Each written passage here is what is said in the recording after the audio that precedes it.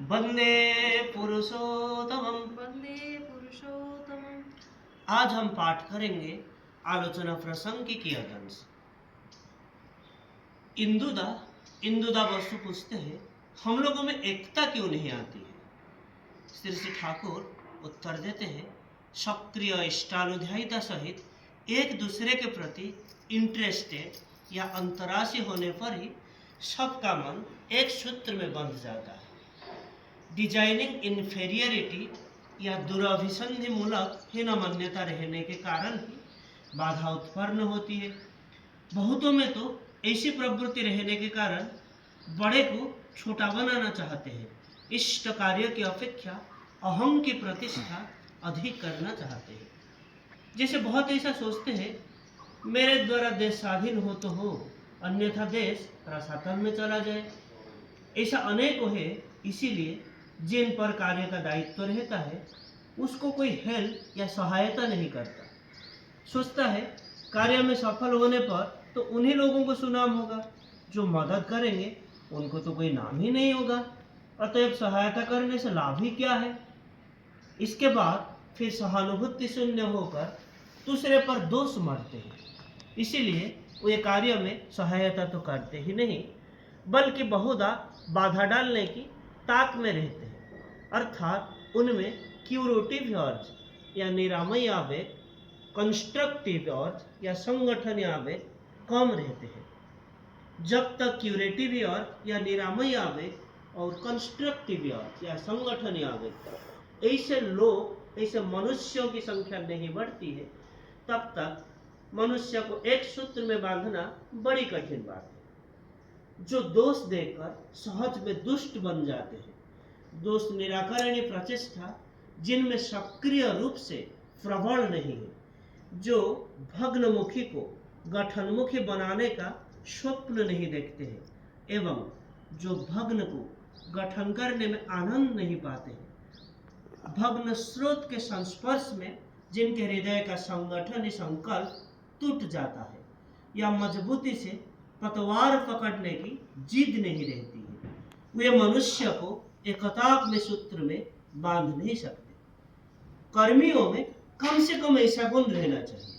कर्मीगण आपस में गुणग्राही होंगे, बोधयंतः परस्परम ऐसा बनेंगे। जिस प्रकार प्रशंसा का कंकाल बनना बुरा है, ऐसे हीनमान्यता, आत्म प्रतिष्ठा की लालसा जिस प्रकार निंदनीय है, प्रत्येक की उचित जो प्राप्य श्रद्धा, स्नेह, प्रीति, सम्मान, मर्यादा और प्रशंसा करने में कृपणता करना और कुंठित होना उसी तरह अवांछनीय है। एक परिवार में मिल्लत बनाए रखने के लिए उसके मालिक और मालकिन को जिस प्रकार हर के प्रति बहुत कुछ बोध, विवेचना, नजर और सहानुभूति रखकर चलना पड़ता है, उसी प्रकार संघ परिवार के जो मालिक होते हैं उनको भी सभी के प्रति खुली दृष्टि रखकर चलना चाहिए। यदि हम लोगों में से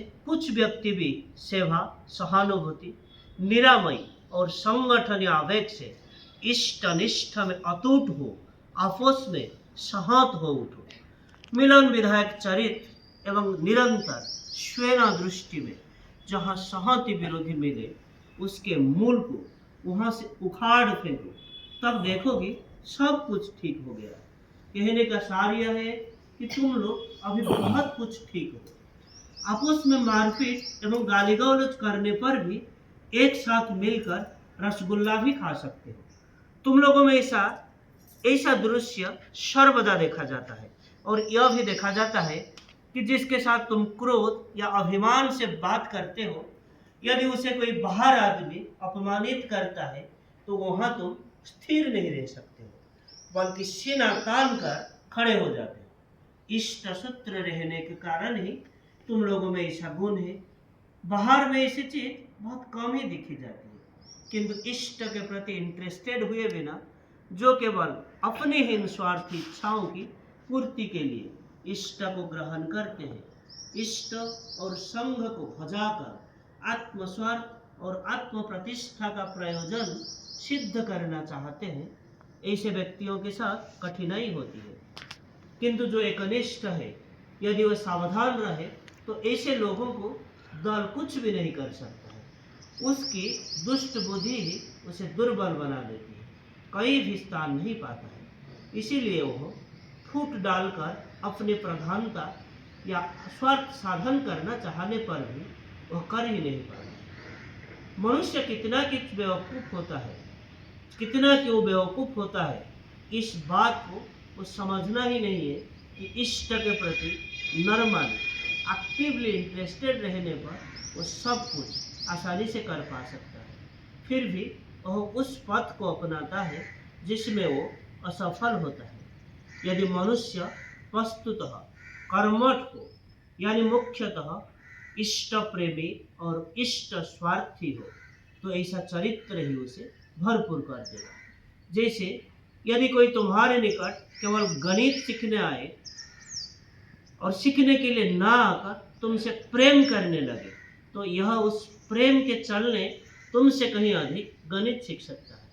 जैसे शुरू में हनुमान मन में बहुत से विचार लेकर आए थे, किंतु बाद में रामचंद्र के प्रति इंटरेस्टेड हो गए। अच्छा इंस्टिंक्ट या संस्कार रहने पर ऐसा ही होता है। आज के लिए इतना ही। वंदे पुरुषोत्तमम्। वंदे पुरुषोत्तम। जय।